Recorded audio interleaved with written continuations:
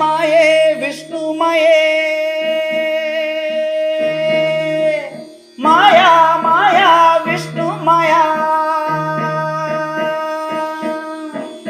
அண்ணா சுவாமி அழைக்கின்றாரே, நம்ம அண்ணா சுவாமி அழைக்கின்றாரே.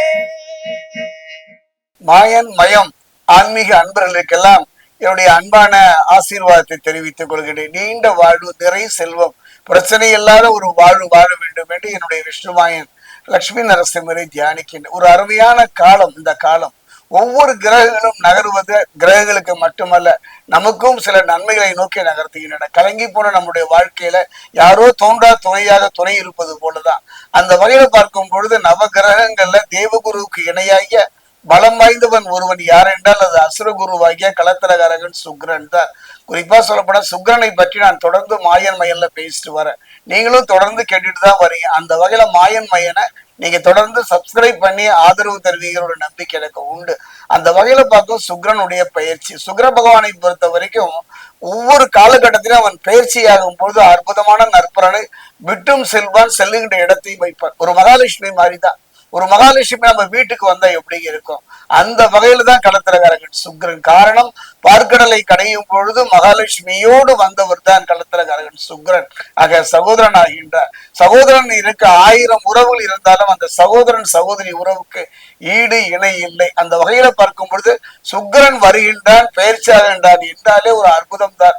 அந்த வகையில சுக்கிரனை பொறுத்த வரைக்கும் 26/11/2025 பாத்தீங்கன்னா அவர் துலாம் ராசியிலிருந்து விருச்சிகத்துக்கு பயிற்சி ஆகின்றார்.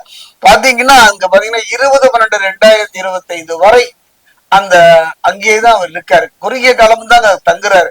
அவர் இருக்கிற இடம், அவர் தங்குகின்ற அந்த ஒரு காலம், அந்த குறுகிய காலமாக இருந்தாலும் ஒரு பொற்காலம் நற்காலம் என்றே சொல்லுவேன். அது எவ்வாறு இருக்கும் என்பதை இப்ப நம்ம பார்க்க போறோம். யாருக்கு? மிதுனம். மிதுனத்தை பொறுத்த வரைக்கும் மிருக சிரீஷம் 3, 4.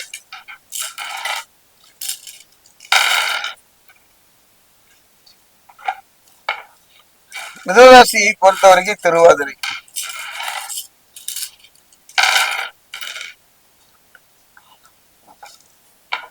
மிதுனராசியை பொறுத்த வரைக்கும் புனர்பூசம் 1, 2, 3.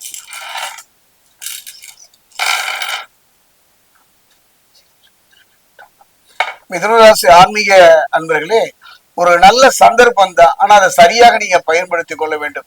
வீண் கவலைகள், வீண் அலைச்சல் மனதிலே தொடர்ந்து வந்து கொண்டேதான் இருக்கும். இனம் தெரியாத ஒரு பயம் தொழில வாழ்க்கையில் இருந்து கொண்டுதான் இருக்கும்.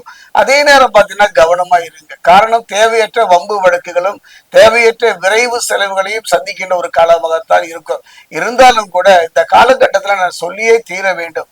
காரணம் என்னன்னா, மிதுனத்தை பொறுத்த வரைக்கும் குரு பகவான் அவர் இருந்து மிதுனத்திலிருந்து கடகம் போனார், திரும்பவும் கடகத்திலிருந்து மிதுனத்தை நோக்கி அதிசாரம் நிலையில திரும்பவும் வருகின்ற நல்ல மாற்றம் தான். என்னுடைய அனுபவத்துல குரு இருக்கும் இடத்தை விட பார்க்கின்ற பார்வை, அது எப்படி நான் சொல்வேன் சோழி பிரசன் நடத்துறேன்னா, குரு பகவான் எங்கோ இருந்து நமக்கு வழிகாட்டுதலை விட அருகிலே இருந்தால் நம்முடைய வாழ்வை நடத்துவதில் சில போராட்டங்களையும் நெருக்கடிகளையும் சந்திக்கின்ற ஒரு சூழ்நிலை வரும். அதே நேரத்துல தேவகுரு கைவிட்டாலும் அசுரகுருவாகிய சுக்கிரன் ஒரு நல்ல மாற்றத்தை தருவார். குறிப்பா இந்த சுக்கிரனுடைய பயிற்சியில 2 வழிகளில் இந்த வாழ்வை நான் சொல்லிவிடுவேன். எதையும் ஒரு முறைக்கு 2 முறை யோசித்து செயல்படக்கூடிய ஒரு காலகட்டம் இந்த சுக்கிரனுடைய பயிற்சி.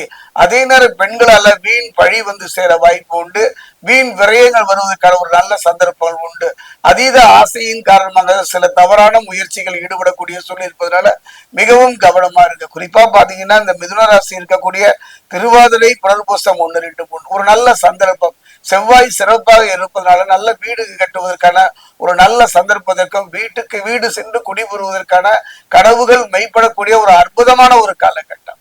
ஒரு அடி மண்ணு கூட வாகனம் கட்டி முடிக்கவில்லையே, கட்டிய வீட்டை பராமரிக்க முடியவில்லையே என்றெல்லாம் கவலைப்பட்டவங்களுக்கு அந்த நிலம் சம்பந்தமான பிரச்சனைகள் இருந்து ஒரு நல்ல தீர்வு, ஒரு அரசு துறையில மட்டும் கொஞ்சம் வேலை செய்பவர்கள் மிக மிக கவனமாக எச்சரிக்கையாக பொறுமையாக இருக்க வேண்டும்.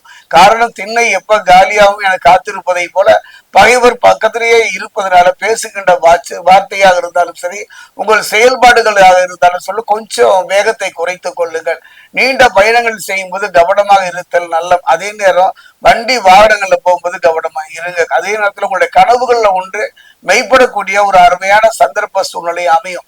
ஒரு முக்கியமான விருச்சிகத்துக்கு சுக்கிரன் வந்தாலும் கூட அங்கு யார் இருக்கிறார்கள் என்று பார்ப்போமானால் அந்த இடத்துல சூரியன் ஆத்மகாரகன் பிதுர்காரகன் என்று சொல்லக்கூடிய சூரியன் உங்க வீட்டுல யாராவது துர்மரணம் ஆனாலோ உங்க வீட்டுல யாராவது எதிர்பாராத மரணத்தை சந்தித்தவர்கள் இருக்கலாம். அவர்களுக்கும் செய்ய வேண்டிய காலம் எனக்கு என்ன அவர்களுக்கு என்ன அவர்கள் மறைந்து விட்டார்கள் என்று இல்லாமல் அவர்களுக்கு செய்ய வேண்டிய அது பிதுர்காரியத்தை செய்வீர்களானால் தடைகள் இல்லாமல் வீண் வம்பு வழக்குகள் இல்லாமல் காத்திருப்பார்கள். என்னுடைய அனுபவம் காரணம் என்ன, இந்த இடத்துல யாரு வரணும், சூரியன். சூரியன் வரும்பொழுது மற்ற கிரகங்களுடைய கெடுபலன்களை குறைத்து விடுவார். அப்போ ஒரு மனிதனுடைய வாழ்க்கையில கெடுபலன் எது வரக்கூடாதுன்னா கடத்திரகாரகன் சுக்கிரன் தான். அந்த வகையில பார்க்கும்போது சுக்கிரன் தரக்கூடிய கெடுபலன்கள் எல்லாம் குறித்து இல்லறம் ஏற்கனவே இல்லறம் பாதிக்கப்படக்கூடிய சூழ்நிலையும் பாதிக்கப்பட்ட சூழ்நிலையும் இருப்பதனால கொஞ்சம் கவனமா இருங்க. அதே நேரத்துல சூரியன் அங்கு இருப்பதனால் செவ்வாய் அந்த இடத்தை விட்டு நகருவதனால புரிந்து கொள்வதில் ஒரு போராட்டமான ஒரு மனநிலையும் ஏற்படும். அடிவயிற்றில் சற்று பயம் கலந்த உணர்வு ஏற்படும். கவலையே பட வேண்டாம். அதில் இருந்து ஒரு நல்ல மாற்றத்தையும் நல்ல முன்னேற்றத்தையும் தருவார். சுக்கிரனை பொறுத்த வரைக்கும் அவ்வளவு சிறப்பாக இல்லை. இந்த சுக்கிரனுடைய பயிற்சியில முழுமையான நற்பலனை பெறக்கூடிய சந்தர்ப்பம் இல்லை. அதே நேரம் அவன் அருளை எளிதில் பெற்று விடலாம். மற்ற கிரகங்கள் தன்னுடைய கடமையை சரியாக செய்தாலும் சுக்கிரனை பொறுத்த வரைக்கும் தன்னை நம்பியவர்கள் யாராக இருந்தாலும் கூட காத்திருப்பார். மகாலட்சுமியினுடைய சகோதரன் அல்லவா, அந்த வகையில பார்க்கும்போது இந்த 26/11/2025 இருந்து 20/12/2025 அதாவது அவர் தனுசுக்கு போகின்ற இந்த இடைப்பட்ட காலத்துல அருகிலுடைய மகாவிஷ்ணு ஆலயம் பெருமாள் கோவில் செல்லுங்கள், அல்லது குறிப்பா லட்சுமி நரசிம்மர் ஆலயம் சென்று அங்கு இருக்கக்கூடிய தாயாருக்கு ஒரு தேங்காயை வாங்கி 2ஆ உடைச்சு நீரை வெளியேற்றி உள்ள நெய்யை வைத்து தீபம் பெற்று வழிபட்டு பாருங்கள்.